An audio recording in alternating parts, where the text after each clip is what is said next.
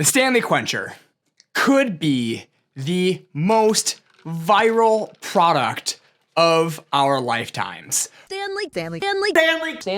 But is it here to stay? Is it destined to be the future of H2O vehicular transport in our lives? Or is it destined for the sale racks at TJ Maxx in just a few short years? Well, let's find out.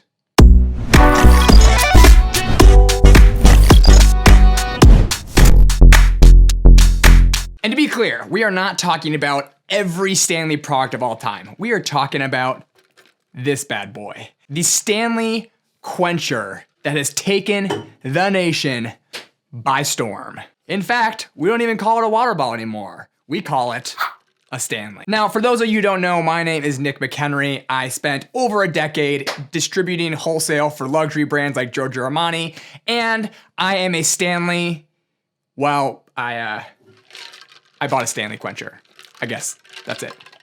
There are tons of videos across the entire internet talking about the business, why Stanley is so hot, and so on and so forth. But we want to focus in on this channel. We want to focus in on what were the specific retail tactics Stanley took to almost 10x its revenue in 4 years. Now, before we dive into the retail tactics that they took to grow the brand so massively, and if it's going to be here to stay, I think it's first important to give a quick background to the brand itself and how we got here today. Of course, I don't want to bore you, so we are going to do it in 30 seconds or less. In 1913, William Stanley Jr. realized that the same welding process that he was using on glass could in fact be used on steel. Thus was born the Stanley vacuum sealed flask, which reigned supreme because it was better than glass and that it did not break, and it kept things warm for a very long time. For nearly 100 years, it was used by World War II veterans and many outdoorsmen alike, until in 2002, the company was bought by PMI Worldwide, and in 2016, the Stanley Quencher was born. Now that we're caught up to speed, let's get back to it. But the real story and the growth of Stanley after over 100 years came on the back of one man, Terrence Riley, who took what he used at Crocs and replicated it to grow Stanley into the worldwide phenomenon it is today. Where was Stanley distributing the Quencher in 2016 when it launched? Well, it had existing retail partners. That being said, they were almost all outdoors stores because, frankly, that's what Stanley was known for. Not only that, but they really only had the one color, which was Stanley Green. What does that mean in the retail world? Well, when you only have one color and really only one SKU that people want to carry, you have limited shelf space. So from what I can tell, it was carried by the outdoor retailers, which is like REI, Dick's Sporting Goods, etc., specifically for like flasks that you take camping with you. But it wasn't very prominent on the retail floor. And in addition to these heritage retailers, much of the business was still D2C through their website itself. The main thing here was not just who they sold to, but the strategy they took with the launches of these new retailers. And that was what I call the Nike playbook.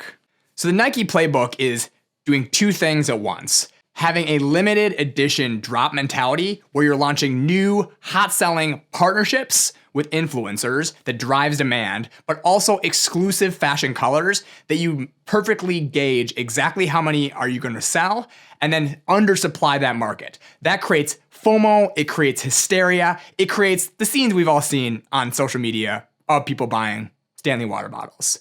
But underlying that, they add in other SKUs of products or basic colors to support the sales demand that drives insane sales growth. What did that do for their new launches at Target, Nordstrom, so on and so forth? It told the buyers at those stores, we need to back this brand. So instead of getting a small section at the back of the store, now you've proven to the retailers, this needs to be front and center. It needs to be in the end cap of every aisle. It needs to be right front and center so it can bring the customers into the store to buy other products. In addition, these top collaboration and colors now have the perfect balance of undersupply to the market where people are not seeing them everywhere, which creates the allure that I need to have this product. Usually you can gauge this when the resale value of the item immediately is worth 2 or 3 or 4 times than the actual price of the water bottle at retail. And they did the Nike strategy so well that the collaborations and exclusive colors on streetwear and sneaker drop websites that traditionally have only sold the newest Jordans are selling the Stanley Quencher water bottle for 5 to sometimes even 10 times as much as the original price. And at this point, it is so hard to not want to flood the market. You're looking at your numbers saying, I'm selling so many of this color of water bottle. I wish we had just produced 10 times more of that because we would have had 10 times the sales. No, they did it perfectly. A+ in the balance of exclusive limited drops, in addition to having a basics foundation to distribute to their retail partners. Sorry to interrupt, one quick thing. If you haven't subscribed to the channel. But if that was an A+, the biggest thing of this story is acquisition. How they acquire customers is one of, if not the major keys to how they grew the Stanley Quencher to what it is today. And that is the combination of organic, user-generated content with key influencer partnerships. Now, there's tons of products that have influencers tied to it and so on and so forth, but there's something to be said for a perfect, authentic influencer partner that is taking it upon themselves as an actual customer to say, we need you to buy this product because we love it so much. And that partner that they found was the Buy Guide. 3 moms that build a community off other moms specifically for products that they wanted to buy. Now you can tell a perfect influencer partnership by them discovering it on their own through their own use. So much so that they had to literally track Stanley down to get this partnership together. Actually, they were retailers for the brand first. They had to place an order of 5,000 Stanley Quenchers just to show that they could sell it to their community of women and moms that wanted the Quencher. Now, I don't know many influencer partnerships that start with the influencer themselves literally placing a purchase order to buy the product and be the retailer themselves. That just showed their conviction in the product itself. And it sold out in like a couple days. Almost immediately, they sold out the 5,000 water bottles, which is insane. Hold on, let's do the math of that.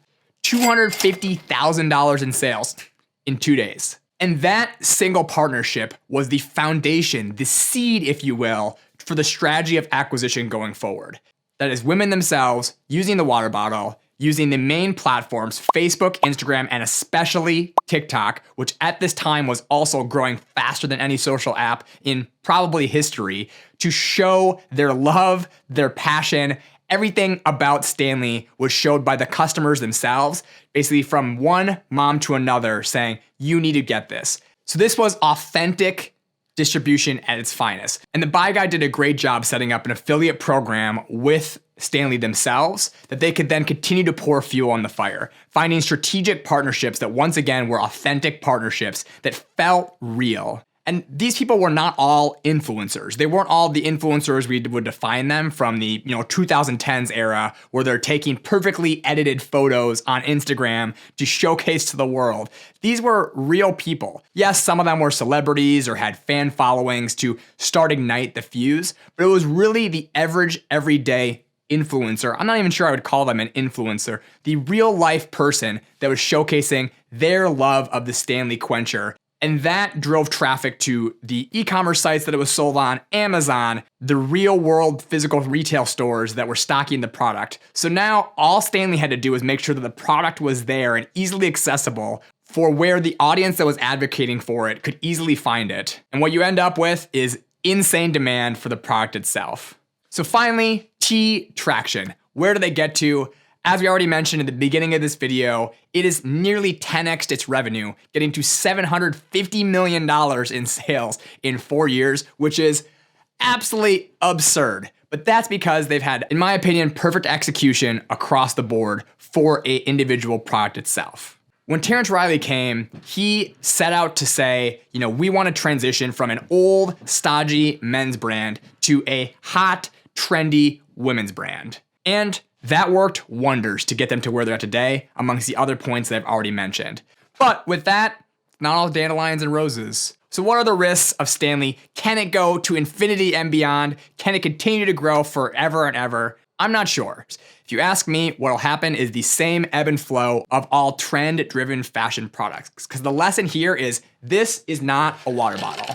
I mean, yeah, it is a water bottle, but it is a fashion accessory. So like all great fashion products, I would bet that this will continue to grow for the next couple years, but if they don't do it correctly, it will eventually slowly start to flatten out until they can find another hot product to replace this specific item. It might not be a quencher, it might be a different category entirely, but they will need to find a new way to reinvigorate the brand in 4 to 5 years from now. So I expect that this will sort of flatten out over time, and then it will dip, and then maybe, if we're lucky, we'll see a Stanley Quencher version 2.